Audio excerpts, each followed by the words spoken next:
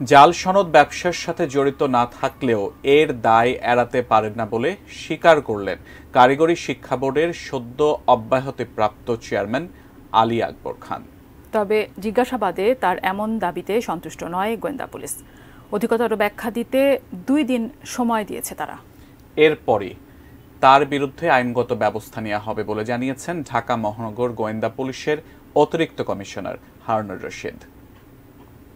বাংলাদেশ কারিগরি শিক্ষা বোর্ডের জাল সনদ ব্যবসার সাথে জড়িত থাকার অভিযোগে বোর্ডের সদ্য অপসারিত চেয়ারম্যান আলী আকবর খানের স্ত্রী সেহেলা পারভিনকে গত শনিবার গ্রেপ্তার করে গোয়েন্দারা। সনদ জালিয়াতির ঘটনাটি সামনে আসার পরই আলী আকবর খানের বিরুদ্ধে নানা অনিয়মের অভিযোগ ওঠে। রোববার তাকে ওএসডি করার পর সোমবার চেয়ারম্যানের পদ থেকে সরিয়ে দেয়া হয়। এর একদিন পর মঙ্গলবার সকালে মিন্টু রোডের ঢাকা মহানগর গোয়েন্দা কার্যালয়ে ডাকা হয় তাকে। প্রায় 5 ঘন্টা ধরে জিজ্ঞাসাবাদ করে গোয়েন্দারা। এরপর বের হয়ে সাংবাদিকদের জেরার মুখে পড়েন তিনি। এ সময় সনদ জালিয়াতিতে তার কোনো সম্পৃক্ততা ছিল না বলে দাবি করেন। টিভির কথা আমি ভিত্তিহীন বলবো না, কারণ তো আমি সফটওয়্যারের ভিতরে আমি ঢুকতে পারি না।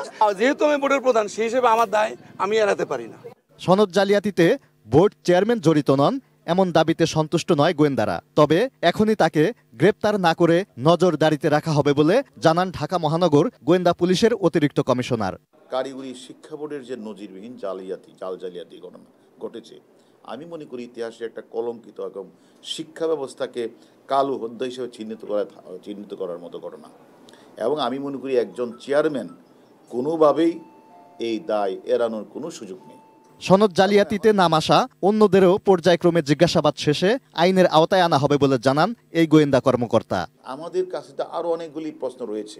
Moniruzzaman, ATN news, Dhaka.